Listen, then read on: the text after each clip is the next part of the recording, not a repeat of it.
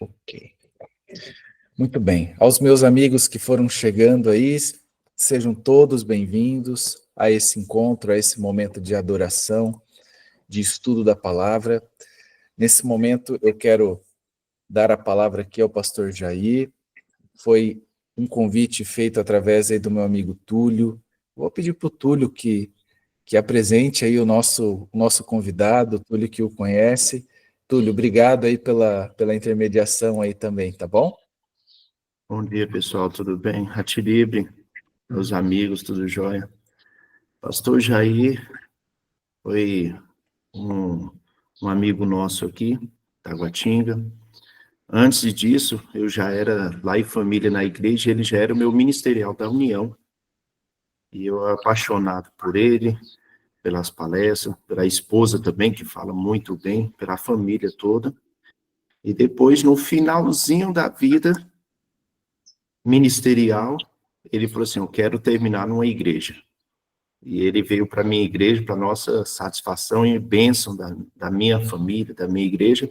Ele terminou a vida ministerial dele, como ainda, né, associada a um campo, né, porque a vida ministerial nunca termina, né, pastor? E ele veio para a minha igreja, foi uma bênção. Um pastor que acredito que a vida toda foi sobre família lá e família. E quando a Tiribe, a gente conversando, eu falei, vou chamar o pastor Jair, que é família, tudo, e fala assim maravilhosamente. Passamos a pandemia toda aí, juntos, e a nossa igreja teve um crescimento espiritual muito bom, e foi uma igreja batizada pelo Espírito Santo na época da pandemia, e nós agradecemos imensamente ao pastor Jair. Muito obrigado, pastor Jair, por atender o convite. Estamos aqui mais uma vez para te ouvir. Obrigado. É contigo, pastor Jair. Deus te abençoe. Ok, bom dia a todos. Alegria poder participar desse momento. Obrigado pelas palavras, Túlio. É um grande privilégio poder estar aqui e poder estar coordenando esse momento, falando nesse momento. O Túlio é um grande amigo, trabalhamos juntos, ele foi meu ancião e sempre foi muito competente em todo o trabalho que desempenhou, e a sua família é uma inspiração para nós, foi uma inspiração enquanto ali estivemos na igreja dele. Então, queridos, eu participo de muitas lives, como o Túlio já falou, eu sou aposentado já há 4 anos, mas o pastor não pendura chuteira, né?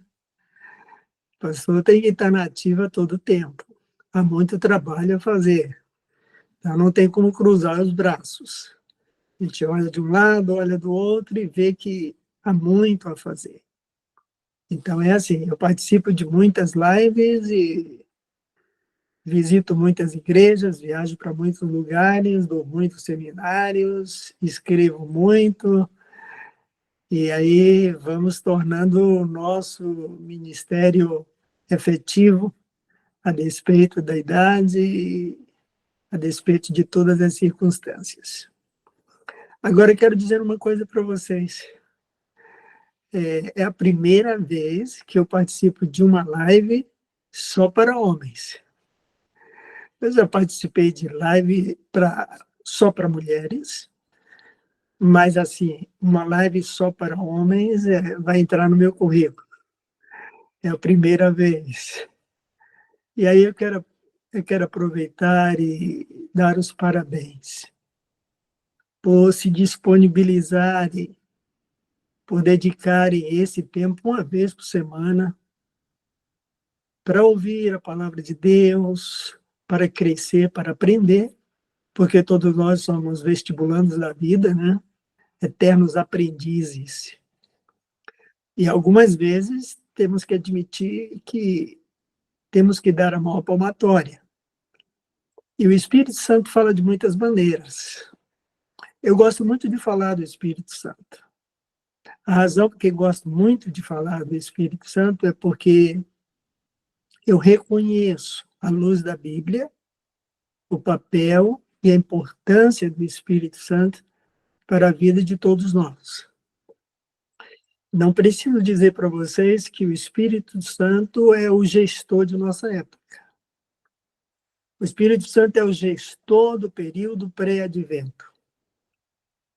Então, nós estamos vivendo exatamente nessa época da gestão do Espírito Santo, preparando a igreja, a noiva, para encontrar com o noivo. Túlio falou rapidamente, mas essa paixão pelo Espírito Santo se acentuou no período da pandemia. De repente, eu me vi numa situação em que não podia visitar os membros e não podia sair de casa. Então, tudo era pelo telefone. E aí eu me preocupei com a fé da minha igreja, com a experiência religiosa da minha igreja. E daí o Espírito Santo me estimulou a escrever. E aí eu passei a escrever. Aí tive a ideia de escrever uma jornada. Estou me apresentando para vocês conhecerem um pouco mais de mim. Eu escrevi uma jornada cujo título era O Espírito Santo e os Eventos Finais.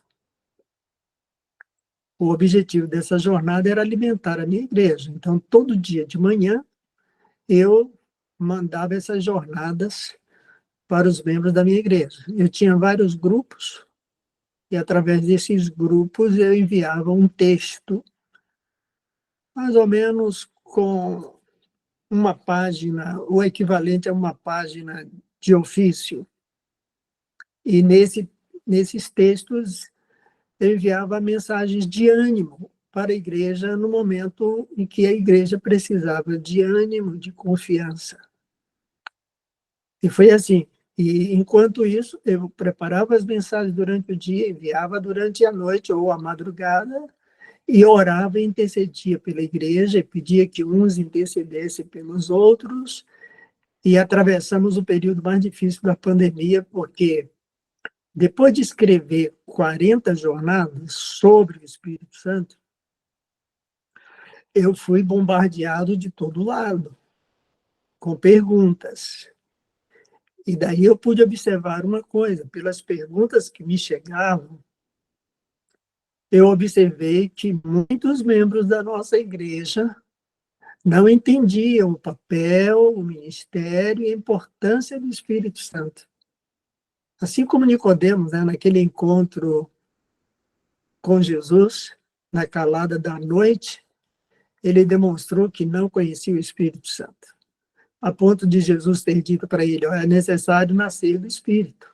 Quem nasce da carne é carne, quem nasce do Espírito é Espírito. Talvez esse seja um bom tema para um outro momento. Mas aí eu percebi que muitos irmãos não entendiam o papel e a importância do Espírito Santo, e aí precisei escrever uma segunda jornada, mais 40 temas, para tirar as dúvidas em relação ao primeiro tema. Porque eram muitas dúvidas, muitas perguntas. Aí a segunda jornada foi o que precisamos saber sobre o Espírito Santo. Essas jornadas foram muito proveitosas, elas se espalharam pelo mundo e muitas pessoas depois deram testemunho das mudanças que ocorreram em sua vida a partir desse momento, dessa experiência. E aí, como o Túlio falou, eu sempre gostei de família, porque eu não preciso dizer para vocês, família é a base da sociedade. Família é a base da igreja. Se a família não vai bem, a sociedade não vai bem, a igreja não vai bem, nada vai bem. Então, eu percebi isso desde o início. No início do meu ministério, eu percebi, meu foco, eu vou escolher minha especialidade. Talvez seja incomum, né? O pastor também tem especialidade? Olha, eu pessoalmente acho que sim. Porque especialidade é aquilo que você dedica tempo. E eu comecei a dedicar muito tempo. Minha esposa fez psicologia, e isso me ajudou muito. Aí depois eu fiz algumas especializações na área de psicologia também. E aí percebi, bom, esse é o viés. É por aqui que eu vou. E aí eu dediquei praticamente 35 anos do meu ministério nessa ênfase de família. Então, a terceira jornada de 40 dias, de 40 madrugadas, foi sobre família. Famílias guiadas pelo Espírito Santo. Aí, agora, já depois de aposentado, com mais tempo para escrever, aí eu resolvi escrever sobre o Espírito Santo e o tema da justificação pela fé. Que eu não preciso dizer para vocês a importância que tem esse tema e quanto precisamos entender mais sobre esse tema. E, por fim, agora eu comecei, estou aí escrevendo, vai ser mais uma longa jornada até terminar, mas estou muito animado. Eu estou escrevendo sobre o Espírito Santo e o nosso corpo, como templo do Espírito Santo. E está sendo uma experiência muito gratificante. Eu acho que esse é um outro tema que merece atenção, porque eu vejo muitos irmãos assim sofrendo com algumas enfermidades que eles mesmos provocaram, por negligenciar alguns conselhos do Espírito de Profecia, por negligenciar as orientações que nós temos, e nós somos uma igreja rica em informações em relação ao cuidado que precisamos ter para com o nosso corpo. Isso aí é um tema que também a gente pode explorar em outra oportunidade. Se houver outra oportunidade, espero que sim. Mas vamos ao tema de hoje. Bom,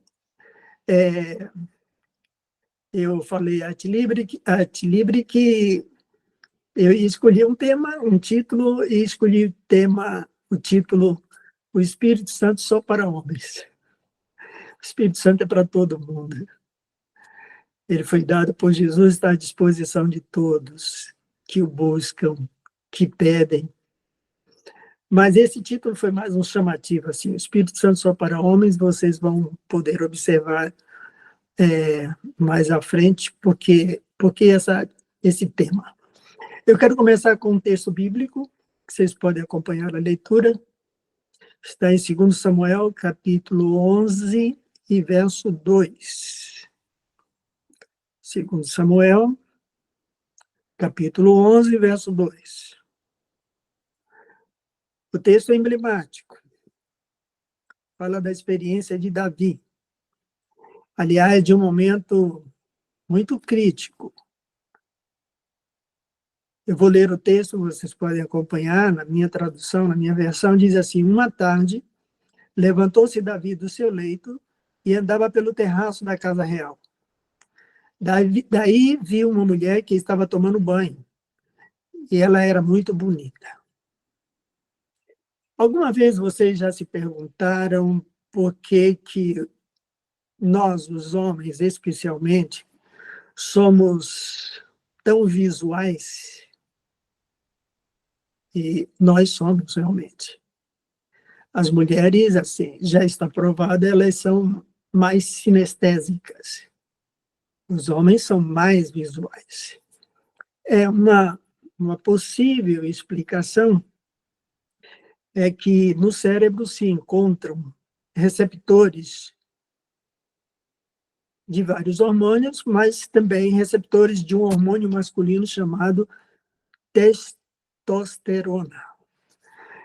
E a maior concentração desse hormônio está na parte superior do cérebro, ou seja, no córtex pré-frontal,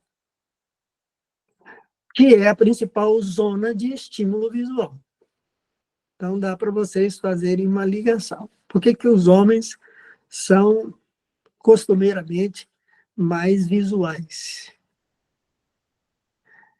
Recentemente, eu ouvi um homem dizer uma coisa interessante. Ele disse assim: todas as mulheres são iguais, só a minha é diferente. E aí um colega perguntou: por que só a sua é diferente? E ele respondeu: porque ela é a única que é minha. A dos outros, não. Então, observem. o cuidado que precisamos ter com a nossa visão. E aí já dá para enxergar a linha que nós vamos seguir e o cuidado que precisamos ter, como desenvolver um relacionamento com o Espírito Santo cada vez mais crescente, de modo que sejamos cuidadosos em todas as áreas espirituais. E também cuidadosos nessa área.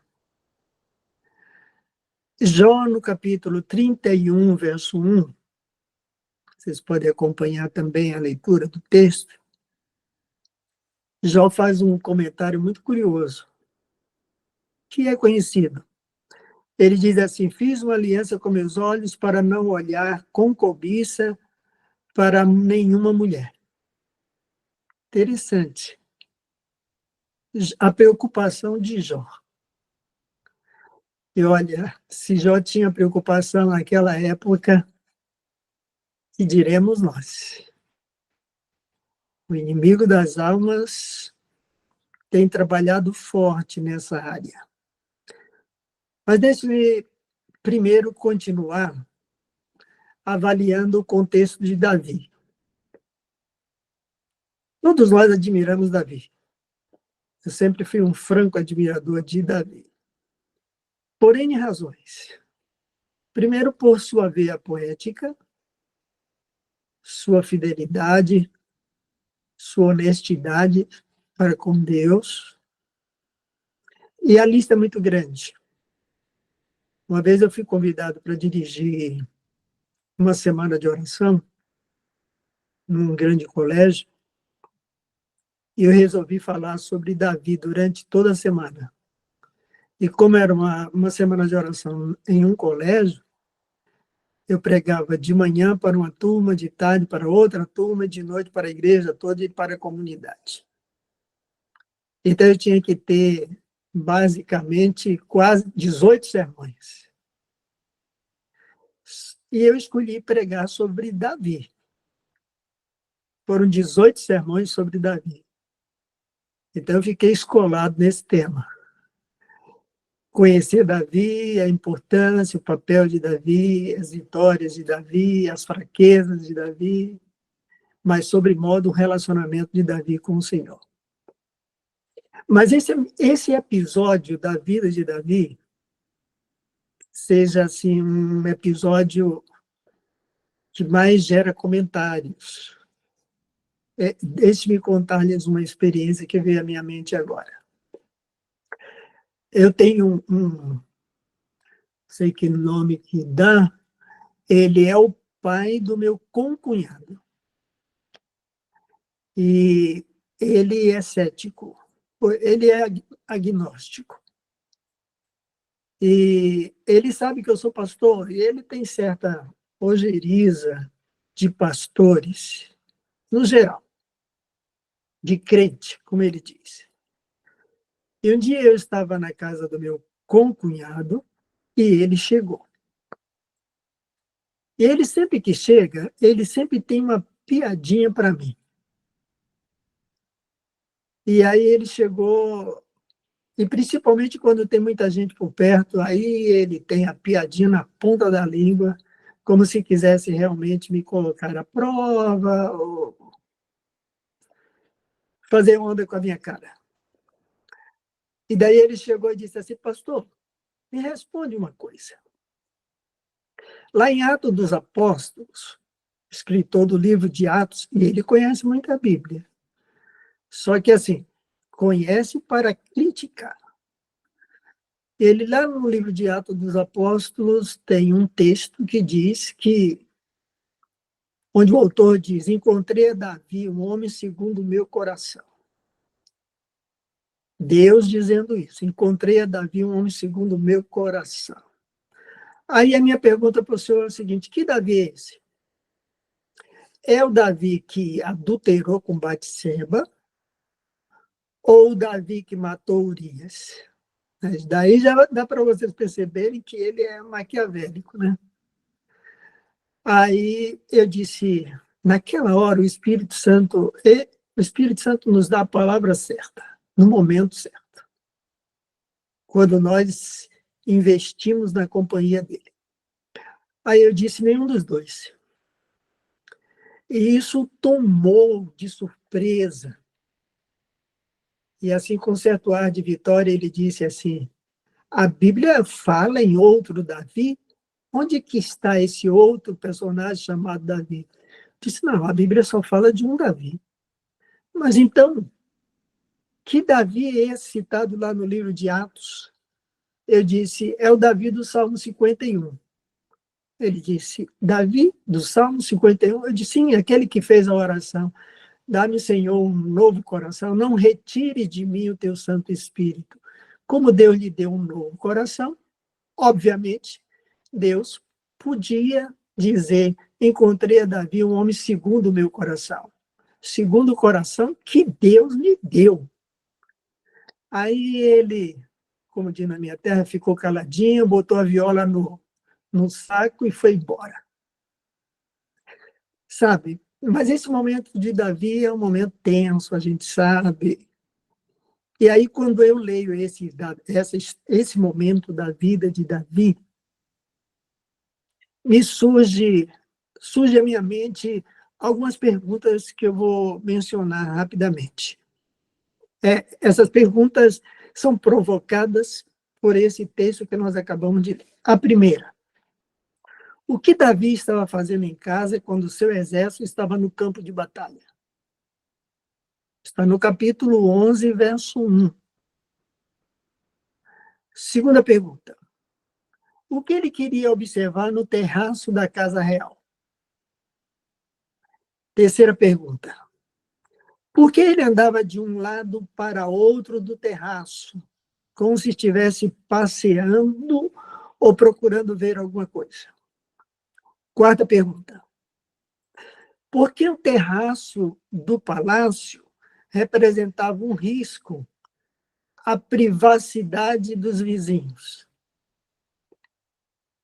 Quinta pergunta, por que Batseba estava tomando banho num lugar onde podia ser vista? Sexta pergunta, será que Batseba era exibicionista? Sétima pergunta, será que ela viu que estava sendo observada? Oitava pergunta, será que ela viu que estava sendo observada? Se ela viu que estava sendo observada, por que não cobriu imediatamente a sua nudez? Nona pergunta, será que Davi já tinha visto a nudez dessa mulher antes?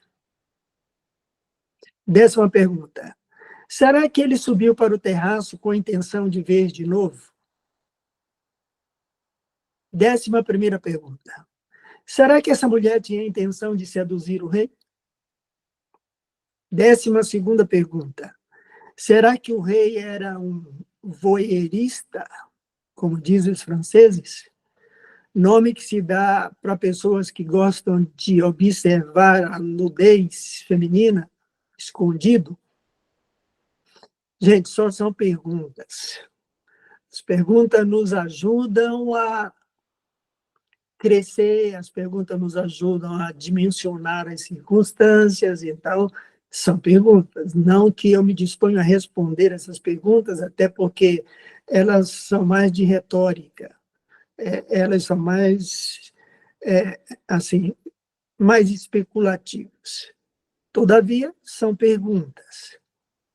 Agora, no capítulo 11, verso 4, nós encontramos um relato que sugere a intenção de Davi. Vamos ler? O texto diz assim, então enviou Davi mensageiros que a trouxesse.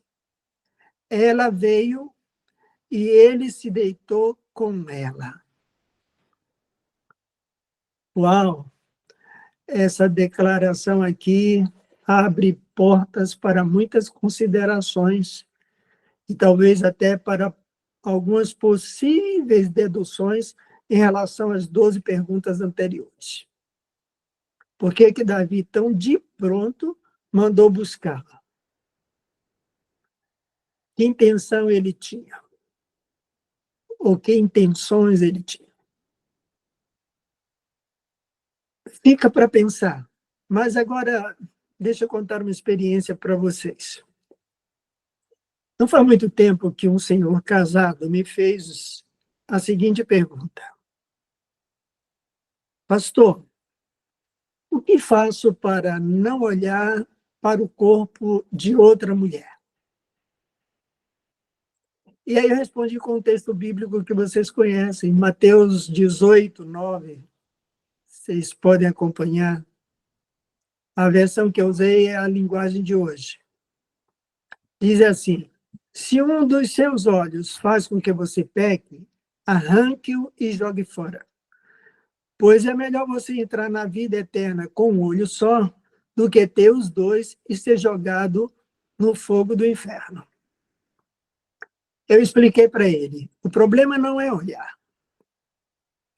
É por quanto tempo você olha, com que intenção você olha, e que pensamentos e desejos sobem à sua mente enquanto você olha ou depois que você olha.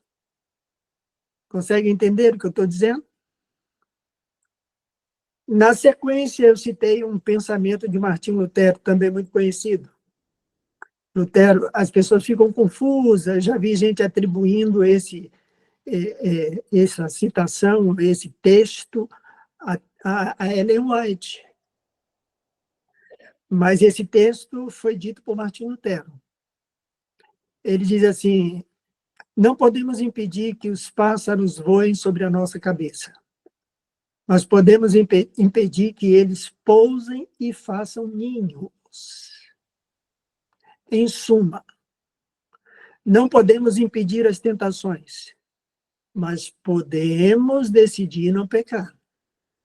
Podemos fugir da tentação. Na sequência, ele me perguntou: como objetivamente eu consigo impedir que os pássaros façam ninho sobre minha cabeça? Aí eu resolvi brincar com ele e respondi assim: arrancando os olhos.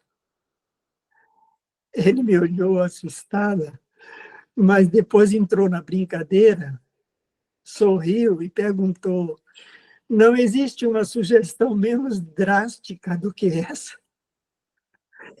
Eu disse: antes de falar sobre a situação mais drásticas, eu peço permissão para vocês para trazer um ponto preocupante.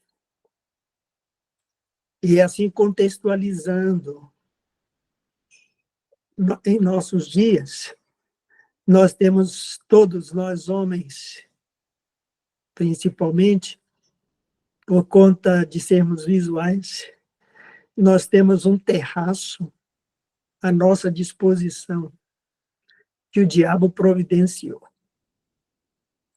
Vocês sabem que, com o advento da internet, o mundo mudou em todos os aspectos. Não preciso dizer isso para vocês. A internet tornou o mundo mais ágil, claro. E isso é bom. Mas também potencializou coisas ruins. E aí vocês vão de convir comigo que isso é fato. A internet é o terraço do mundo, na minha avaliação, onde os Davis modernos podem ver a nudez alheia sem ser notado, sem ser perturbado, sem ser questionado. Alguns homens, casados inclusive, esquecem isso e tornam-se voyeuristas e esquecem das implicações desse tema e esquecem que isso é adultério. Esquecem também das consequências. A principal delas, voltar ao terraço várias vezes para ver. E isso se chama vício, escravidão ou dependência. E tem implicações sérias. Observe uma coisa. Voltando para Davi. Nessa ocasião, Davi já possuía pelo menos 4 esposas. não vou entrar nos termos, assim, não vou entrar nesses meandros. Sabemos que isso não era permitido por Deus. Era um costume da época. Era cultural até, entre as nações pagãs. E alguns reis, infelizmente, lançaram mão desse expediente. Mas observe, Davi já possuía 4 esposas. Ele poderia requisitar qualquer uma delas, a qualquer hora, caso desejasse. E aí vem a pergunta, por que ele desejou Batseba? A esposa do próximo, de um soldado fiel que estava na guerra, lutando por ele. Existe um autor famoso, mais à frente eu vou falar dele. Ele escreveu um livro que possivelmente vocês já devem ter ouvido falar, ou talvez já tenham lido. O título do livro é O Mito da Grama Mais Verde. E aí ele tem um capítulo nesse livro onde ele fala sobre os Davis modernos. E o que ele quer dizer com o mito da grama da verde? O mito da grama mais verde. O que é do vizinho é melhor.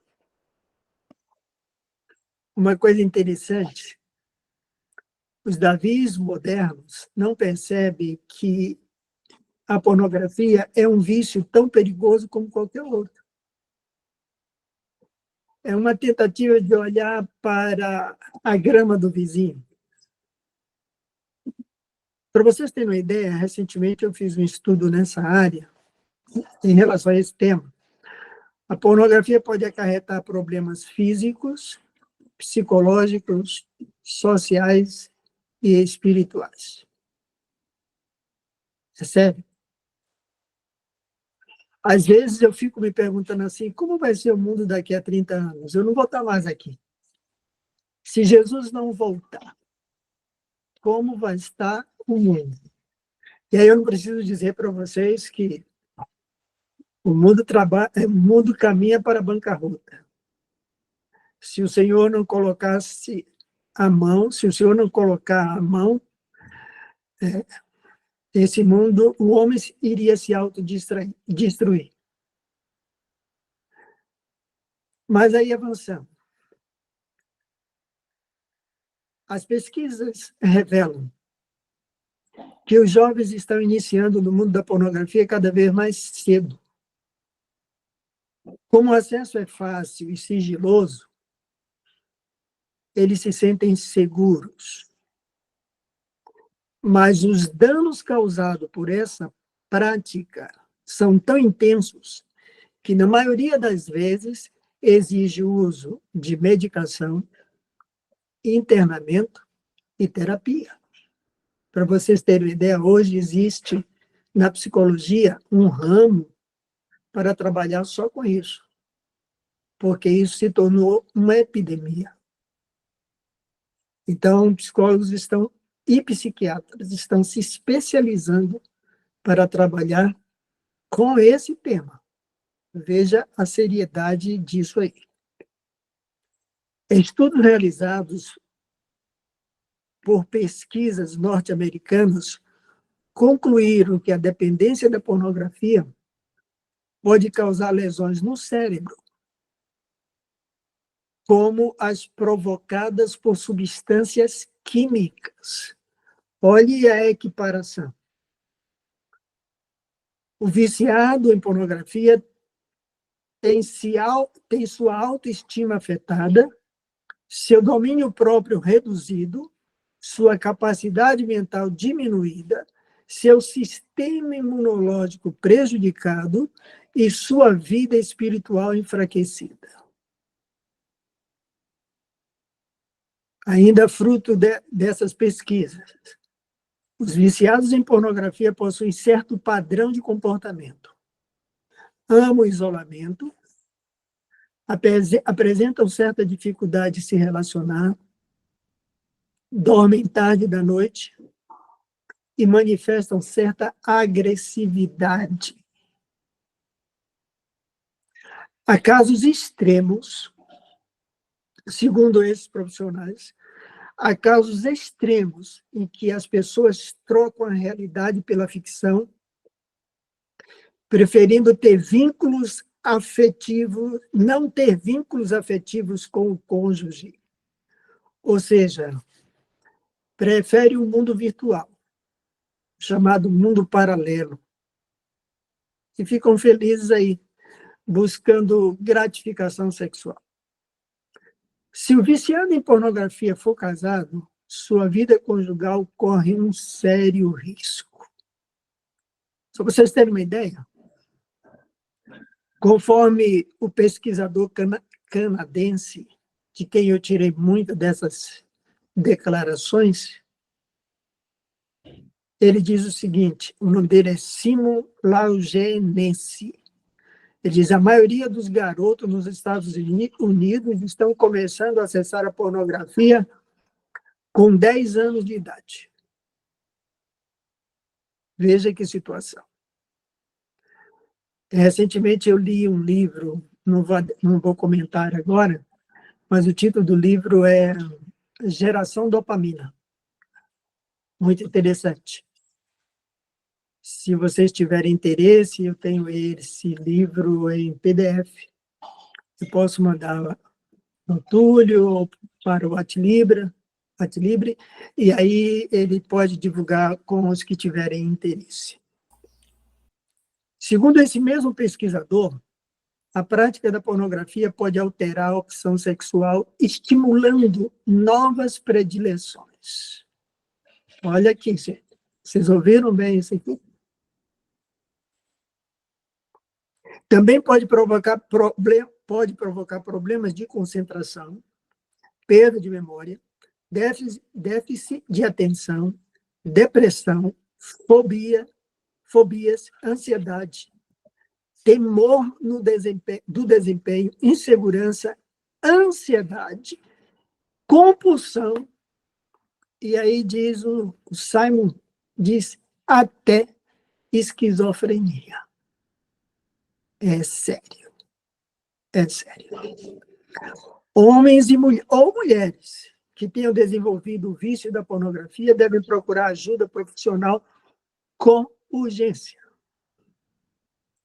A terapia comportamental é a melhor modalidade terapêutica para lidar com esse tipo de paciente, porque essa modalidade terapêutica oferece aos viciados em pornografia formas eficientes de abandonar o vício.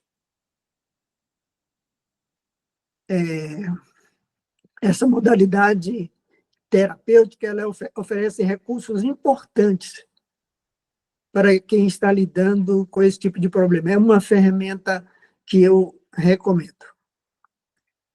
Para os cristãos que lutam, e aí vocês sabem, como eu falo, dou palestras sobre diversos temas, sobre esse tema também, sempre depois eu sou procurado nos bastidores.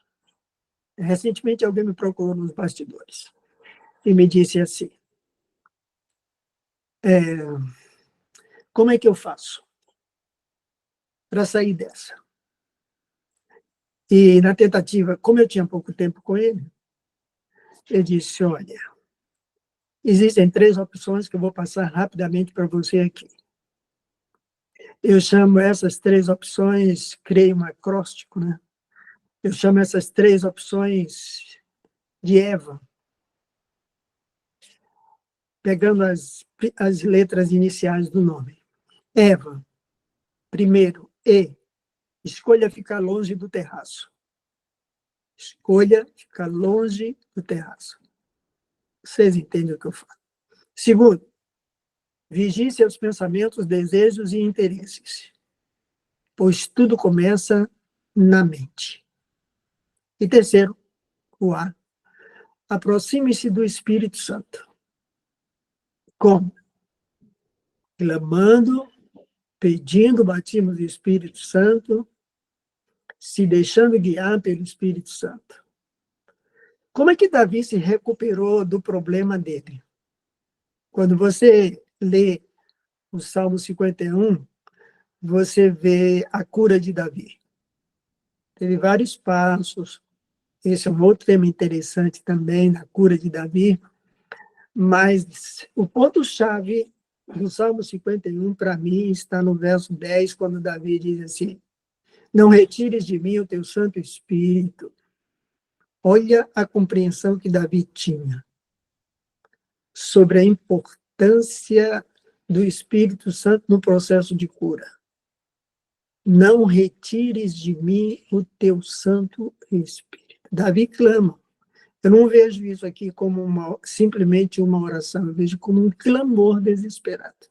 E quando você lê o Salmo 51, dá para observar que esse é o salmo da conversão de Davi, da mudança de Davi. E ele associa isso à companhia do Espírito Santo. A cura está num relacionamento profundo com o Espírito Santo. E Jesus quer que a gente desenvolva esse relacionamento profundo com o Espírito Santo. Por N razões. O Espírito Santo dá discernimento, o Espírito Santo dá poder, o Espírito Santo dá força. E todos nós sabemos que nós temos uma luta desigual. Nós não estamos lutando homem contra homem. Nós estamos lutando homens contra demônios. Não é isso que Paulo diz? Que a nossa luta não é contra carne e sangue? É homem contra demônio, é cristão contra demônio. E aí nós todos sabemos que nós não temos força para enfrentá-lo. E ele usa de golpes baixos e Satanás é um sabotador. Então nós precisamos estar aliados ao Espírito Santo, porque ele dá a vitória. Agora observe uma coisa. O aproxime-se do Espírito Santo envolve algumas ações. Quais são elas? Também não vou poder discorrer sobre isso, mas eu vou citar. Primeiro, meditação. Tempo na presença de Deus. Tempo com o Senhor. Oração. Conversa com o Senhor. Leitura da Bíblia. Deixar o Senhor falar a nós por meio de sua palavra. Terceiro, louvar. Tomar tempo para louvar o Senhor. Algumas pessoas ignoram isso. Isso é muito importante. Jesus gastava horas louvando ao Pai. Louvar o Senhor. Eu não sou um bom cantor. Não importa. É só você e Deus. Só você e o Espírito Santo. Ninguém vai nem ouvir sua voz. O Espírito Santo vai ler seu coração. E depois o testemunho. Por quê? Porque o relacionamento com o Espírito Santo já motiva o homem a testemunhar. Isso que eu estou dizendo aqui é muito importante, sabe, gente? Porque a gente vê que a igreja não tem testemunhado como deveria. São poucos irmãos que estão preocupados em testemunhar, em falar de Jesus, em ganhar almas para Cristo. E sabe qual é a implicação disso? Distância do Espírito Santo. Isso assusta, né? Mas quando o ser humano está distante do Espírito Santo, ele não tem vontade de testemunhar, de pregar, de dar estudo bíblico, de buscar interessado. Não, porque é o Espírito Santo que gera esse sentimento de pregar o Evangelho, de testemunhar. Mas vamos avançar, porque eu não tenho todo o tempo do mundo. Queridos, Deus não quer que os casais se separem por causa da pornografia. Eu disse isso faz pouco tempo para um casal. Eu disse, Deus não quer que vocês se separem por causa da pornografia. Deus quer que vocês deixem a pornografia para não se separarem. Agora, voltando à pergunta do irmão. Eu não esqueci, tá? Quando ele disse, não existe um método menos drástico do que arrancar os olhos. Eu respondi com um texto bíblico que vocês conhecem, Romanos 8,14. Marquem esse texto na Bíblia de vocês. Romanos 8,14, a gente tem que marcar na Bíblia e tem que memorizar. E eu até diria, tem que repetir algumas vezes durante o dia para nós mesmos. Romanos 8,14. Porque todos quantos são guiados pelo Espírito de Deus, esses são filhos de Deus. Uau! Isso aqui é revelador. Olha só. Quem é guiado pelo Espírito Santo é filho de Deus. A identidade para ser filho de Deus é se deixar guiar pelo Espírito Santo. A companhia do Espírito Santo nos dá poder para resistir à tentação. Aí, eu perguntei para esse nosso entrevistador, eu fiz assim, o que faz uma pessoa quando está em perigo? Uma pergunta pueril. Mas ele respondeu assim, pede socorro, se afasta do perigo ou busca ajuda. Eu disse, isso aí, parabéns, faça isso. Eu tenho a impressão que Mateus 18, 9 foi escrito para os homens. Porque eu já falei no início, nós somos por natureza visuais. O texto que eu mencionei agora é aquele que diz, como providência, arranca os olhos, se quiser ser curado. E ele me pegou aqui pela palavra e ele disse assim, Jesus disse isso mesmo, pastor? Isso está nos originais. Eu disse, ele disse. Mas você tem que entender uma coisa, que ele usou aqui uma hipérbole, que é um recurso gramatical. Na verdade, o que está no texto não é o que Jesus está sugerindo que a gente faça, que o homem faça, que você faça. Não é isso. Ele não está sugerindo para você arrancar os olhos. Na verdade, o que ele está dizendo é, para não perder o céu, vale usar um recurso radical. Ou seja, valorize tanto o céu e a presença de Jesus, que esteja disposto a qualquer ação radical. Eu tive um professor de faculdade, que ele tinha algumas dificuldades, tal, mas era um grande professor e um grande cristão também. Mas ele tinha algumas ações assim. Ele sofreu um acidente muito forte, tomou uma pancada nessa região pré-frontal, e todos vocês já ouviram falar que pancadas na região pré-frontal, do lóbulo frontal, pode gerar distúrbio de comportamento. Mas o fato curioso foi que um dia a gente estava passando na frente da casa dele e ele estava com a televisão no meio da rua e com um porrete. Ele transformou a televisão dele num lixo. Só o pó na pancada, no porrete.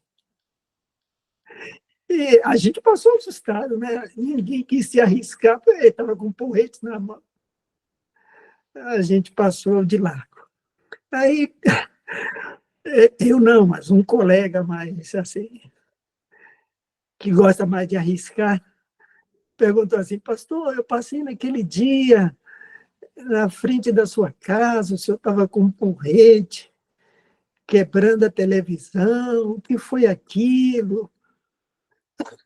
Aí ele sorriu e disse, vocês pensaram que eu tive um surto psicótico, foi? Aí a gente sorriu. Ele disse, gente, sabe o que é? Minha família gosta de assistir novelas. E gastavam muito tempo assistindo outras coisas, filmes, porcarias, e meus filhos também. Então, eu me senti culpado por colocar dentro de casa um instrumento tão perigoso. E aí eu tomei uma decisão radical. A decisão radical foi dar um fim àquele preguinho do diabo. Vocês já ouviram falar na historinha, né? Eu resolvi dar um fim naquele preguinho do diabo que está dentro da minha casa. Bom, eu contei esse episódio só por causa da questão decisão radical. Eu tenho a impressão que Paulo falou sobre uma decisão radical em 1 Coríntios 9:7. Não sei se alguém estava assim, questionando ele por algum motivo espiritual. Eu só sei que ele diz assim, algumas versões, o texto ainda fica mais curioso. Ele diz assim, subjugo o meu próprio corpo e o reduzo a nada, para não dar mau testemunho. Tem uma tradução mais que diz assim, mais radical. Ele diz assim, esmurro o meu corpo. Certamente vocês já ouviram falar. E agora, para concluir, eu tenho 2 netinhos. E eu não sei porque quando eles novos gostam tanto de subir em árvores. Acho que quando a gente era pequeno também gostava. E eles gostam de subir em árvore. Na minha casa tem uma mangueira. E ela é alta. E eu tenho medo deles caírem. Então, todas as vezes que eles vão subir, eu vou para perto. E fico embaixo, ligadão. E um dia desse, o meu neto mais novo, ele subiu alto, a despeito de eu dizer, não suba mais. Mas parece que essa geração não ouve os avós, né? Não ouve nem os pais. Mas eu disse para ele, não sobe mais, é perigoso. E foi dito e feito. Os avós, eles têm essa faculdade de antever o perigo, né? E daí ele pisou num galho e escorregou. Só que ele foi esperto. Ele escorregou e se agarrou em um outro galho. Só que ficou pendurado no ar. Tentando colocar o pé no outro galho, mas não conseguia, porque não dava. Infelizmente eu estava perto, porque senão a queda era feia. E daí ele começou a gritar, vovô, me ajuda, vovô, me ajuda, vovô.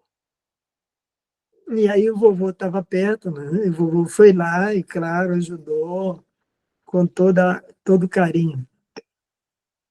Sabe, queridos, a gente precisa de ajuda em nossa caminhada cristã. Antes de ascender aos céus, Jesus disse algo muito interessante, que vocês conhecem. Ele diz assim, eu pedirei ao Pai, e ele vos enviará outro Consolador. E ele não vos deixarei órfãos, Jesus disse. O que é um órfão? É alguém que está sozinho no mundo. Eu tenho para mim, eu penso isso, que o diabo gostaria muito de dizer para todos os cristãos. Ele diz para muitas pessoas, e às vezes ele tenta dizer para os cristãos também, olha, vocês estão perdidos, vocês estão sozinhos. Jesus foi para o céu, não está mais aqui para defender vocês. Vocês estão sozinhos no mundo, lutando contra a natureza carnal. Vocês estão perdidos. Jesus, em antecedência, Jesus disse para os discípulos, eu não vou deixar vocês sozinhos. Vocês vão ficar bem acompanhados. E isso é fantástico. Se alguma vez o inimigo dizer assim, você está sozinho, você está num beco sem saída, não tem como ir para lugar nenhum, ninguém se importa mais com você. Isso é mentira, viu, gente? Isso é mentira. Nós não estamos sozinhos. Jesus prometeu e cumpriu. O Espírito Santo está conosco. Isso merece um amém no fundo do coração, né? Não estamos sozinhos. O Espírito Santo está conosco. Ele é nosso ajudador. Jesus disse uma coisa interessante em relação ao Espírito Santo. Ele diz assim, o mundo não o pode receber, porque não o procura nem o reconhece.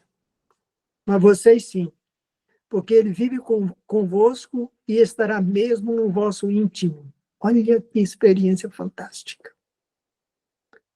Jesus deve ser íntimo de cada um de nós. Sabe, essas eram umas palavras que eu queria deixar com vocês nessa oportunidade, que eu reputo como uma oportunidade feliz.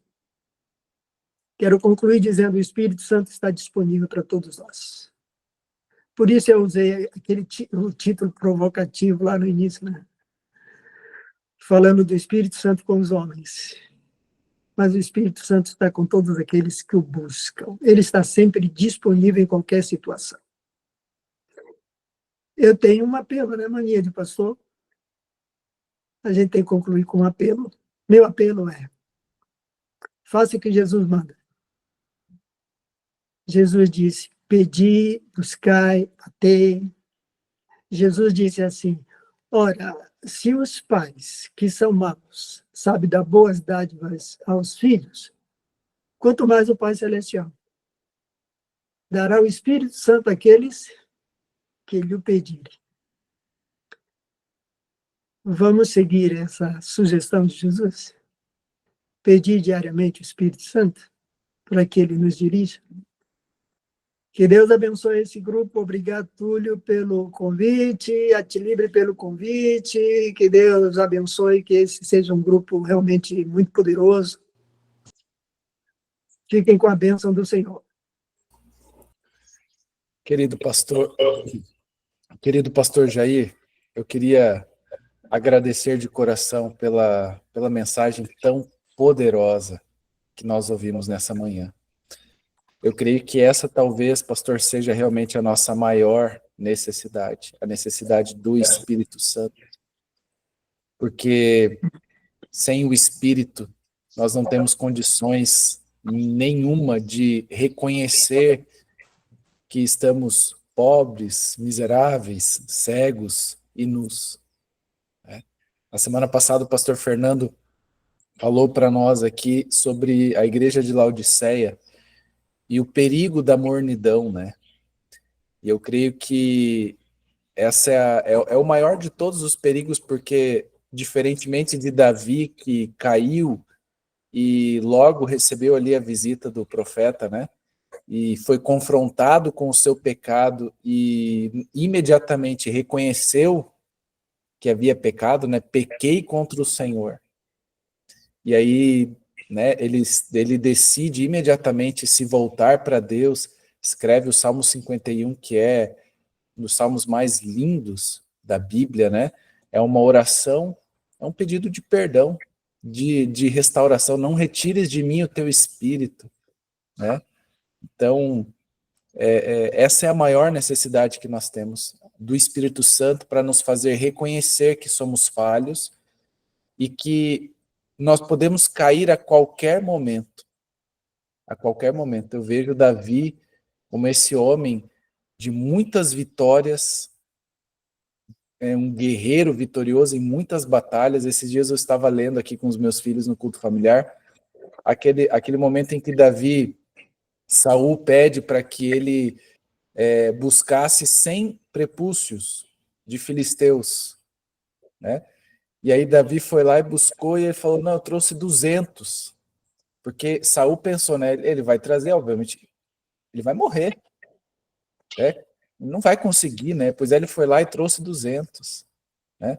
Derrotou o gigante Golias, vitorioso em inúmeras batalhas, né? A Bíblia fala sobre os valentes de Davi, e aí nós vemos um homem sendo derrotado pelos seus desejos carnais. É o afastamento do Espírito Santo. Então, grandes homens da Bíblia, e eu amo a Bíblia porque ela não esconde os defeitos e as quedas dos seus heróis, né? E isso serve para nós de consolo, obviamente, mas de alerta, né? Todos podem cair, né? Obrigado, pastor. Nós temos aqui o Rinaldo, levantou a mão. Meu querido Rinaldo, fala aí, meu querido. Feliz sábado a todos, tudo bem? Sábado. Quero agradecer ao pastor Jair por ter trazido essa mensagem inspiradora para nós, de um alerta muito importante, sobretudo no momento que a gente vive. Bom, pastor, eu aprendi mais uma coisa, por isso que é sempre bom a gente participar, porque sempre a gente aprende algo novo. Eu às vezes, falava que Davi, no mesmo ato, quando teve aquele episódio com Batseba, ele teria pecado ali, diretamente, 2 pecados dos 10 mandamentos, ele pecou 2, na minha ignorância, que seria o 7º mandamento, quando ele adulterou, e o 5º, quando ele o matou, o Urias. E agora, hoje, assistindo ao senhor, pastor, eu vi que, na verdade, ele também cometeu o primeiro mandamento, que foi o 10º mandamento, quando ele cobiçou a mulher do próximo. Então, obrigado já, de antemão, por esse ensinamento. Então, eu hoje entendo que ele cometeu, dos 10 pecados, ele já cometeu 13 de cara, num único ato, Davi já pecou 13. Daqui a pouco tem até mais, mas, enfim, entendo que aprendi mais um. Obrigado por esse ensinamento, pastor. Mas eu tenho uma pergunta para o senhor, não é bem uma pergunta, talvez uma colocação que me despertou aqui. Considerando Mateus 11, 28, que diz assim: vinde a mim, todos que estão cansados e sobrecarregados. Entendo eu, por esse texto, que nós devemos ir a Jesus do jeito que nós estamos, com nossos defeitos, com nossos fardos, com nossos problemas. E ele vos aliviará. É ele que dá nessa ordem, né? Eu for como eu estou, mas não permanecerei como eu estou, porque ele vai me dar as condições, né, pastor? Então, na Eva, que foi uma boa analogia que o senhor fez aqui, as iniciais, para que os homens, as pessoas que tenham, infelizmente, esse vício do adultério, da pornografia, sobretudo, talvez, virtual, a Eva aqui, que o senhor colocou, que o primeiro E é a escolha de ficar longe do terraço, achei interessante. O V é vigiar seus pensamentos e, por último, o A se aproximar-se do Espírito Santo, pelo qual também eu gosto já muito de estudar o Espírito Santo. Pastor, eu não sei se o pastor, ou eu entendi errado, se o pastor falou numa sequência mesmo, que eu falo assim: primeiro você faça isso longe, segundo, você vigie seus pensamentos, e terceiro, você vá ao Espírito Santo. Eu não sei se o pastor falou dessa forma, ou eu entendi, pastor, porque se for dessa forma, eu diria assim: será que nós não temos que fazer o primeiro, o A, se aproximar do Espírito Santo, para que ele, até vendo o Mateus 11, 28, né, vinde a mim, ele vai me dar as outras condições para eu, então, ficar habilitado a se afastar e ficar longe do terraço, pastor? Não me lembro se o pastor quis dizer uma sequência lógica, primeiro, segundo, terceiro, ou não tem uma sequência? Irmão Reinaldo, não tem uma sequência, não tem uma hierarquia, assim. Não tem, dizer, né? Eu não segui uma hierarquia. Eu imaginei que fosse isso. Por isso que eu citei logo no início que era um acróstico, né? Então, eu tinha que aproveitar a formação das letras. Então por isso, e aí usei. Mas, claro, o senhor está certíssimo. A ordem é, naturalmente, primeiro, buscar o Espírito Santo. A ordem é, primeiro, buscar o Espírito Santo. Porque sem o Espírito Santo a gente não consegue vencer nada. Nada podemos, né? Nada podemos. Tá bom. Obrigado. Obrigado, irmão Rinaldo. Tulhão, fala aí, Túlio. Pastor Jair, eu sei e acompanho de perto a vida do senhor, como é que é corrida. Parece que depois que aposentou ficou mais ainda, né? Mas o nosso grupo, e já aproveita aqui a liberdade do Atilibre e dos outros colegas aí de 2 anos de caminhada, o grupo é um grupo tranquilo, silenciado, onde que o administrador, quem lhe autorize, tem as suas participações. Eu acho que em algum momento da semana o Atilibre abre para a gente poder se interagir e tudo, mas é um grupo tranquilo. Lançar o convite para o senhor, se o senhor quiser fazer parte do grupo e nos alimentar diariamente, como o senhor fez com essas jornadas aqui na igreja, e todos os dias a gente se alimentar da jornada que, para mim, fez a diferença na minha vida pessoal, e eu já falei isso para o senhor. Se o senhor entrasse no nosso grupo e todos os dias o senhor colocasse ali as meditações que o senhor já escreveu, as jornadas, e, de repente, a gente ser aí um dos primeiros participantes também da jornada do Espírito Santo e o meu corpo, o templo do Espírito Santo. Fica aí o convite e a vontade, o senhor e o Atilibre já vão se negociando aí. Maravilhoso, Tulhão. Olha, Túlio, eu estou à disposição. Achei Legal. muito legal essa iniciativa, muito bom. Mais do que nunca, nós precisamos de iniciativas desse tipo. Buscar o Espírito Santo. Isso me atrai eu realmente tenho uma afinidade muito grande com todos aqueles que fazem esse tipo de opção. Agora, assim, participar assiduamente, para mim, é um desafio muito grande, porque eu viajo muito. Então, às vezes eu estou num lugar, às vezes eu estou em outro país, às vezes eu estou no encontro de casais. Agora, esse mês próximo, agora de novembro, eu vou estar em encontro de casais um mês inteiro. E Não, daí, digo a participação em estar principalmente nos alimentando com as suas jornadas diárias, que nem o senhor fez com a gente. No Todo grupo, dia de pastor. madrugadinha vai Ok. mandando, não Mandar participação só efetiva. postar para nós ali. Sim, posso Entendeu? tranquilamente, Porque se o posso. senhor colocar as Na hora, Eu 40, vou lhe incluir no grupo, pastor. Daí eu lhe incluo no grupo e coloco o senhor como administrador para o senhor poder estar alimentando o grupo com as suas mensagens e nos combinado. abençoando ali, tá? E é Combinado. claro, quando o pastor E daí tiver eu posso disponibilidade, mandar, Atlib, alguém aqui na hora fez o pedido de que gostaria de receber o livro, sim. isso, então eu posso mandar, entendeu? pode Seria colocar lá. seria só para nos alimentar diariamente, para a gente ter a nossa tarefinha diária do nosso culto, a gente está se alimentando, não efetivamente estar assíduo no grupo, porque eu sei que o tempo do senhor está corrido. Ok. A gente pode, inclusive, começar primeiro, Túlio, com a mesma jornada que foi disponibilizada para a igreja, que Sim. é o Espírito Santo e os eventos finais. Ok. Benção. Devo dizer-lhes que não é uma tese doutoral, tá? Foi um trabalho caseiro, feito no momento de crise, porque a igreja estava em crise, e até o pastor estava em crise, porque, de repente, você não pode sair de casa. E tem uma igreja com 1.200 membros para cuidar, Nossa. não é fácil, não. Se você não administrar, assim, se você não clamar pelo Senhor, você entra em parafuso. Mas eu creio que esse foi algo escrito com base nas suas experiências pessoais, pastor. E é isso que é divino e maravilhoso. Por favor, nós vamos ser extremamente abençoados com essa mensagem e na sequência aqui eu já vou lhe colocar no nosso grupo. Tá. O pastor pode já compartilhar o livro que o pastor falou. Tá. E, por favor, daí vai compartilhando conosco as mensagens espirituais ali no nosso grupo, tá? Queridos, mais alguém gostaria de falar alguma coisa? Fique à vontade, esse é o momento aqui. Não? Eu quero convidar, então, nesse momento, o pastor Jair, para nos partilhar uma oração final, abençoando esse grupo aqui, e desde já agradecendo ao pastor aí pela mensagem. Foi um prazer. Vamos orar. Senhor nosso Deus e Pai, obrigado por tua misericórdia, por tua graça, teu infinito amor, tuas providências. Obrigado por Jesus, nosso amado Salvador.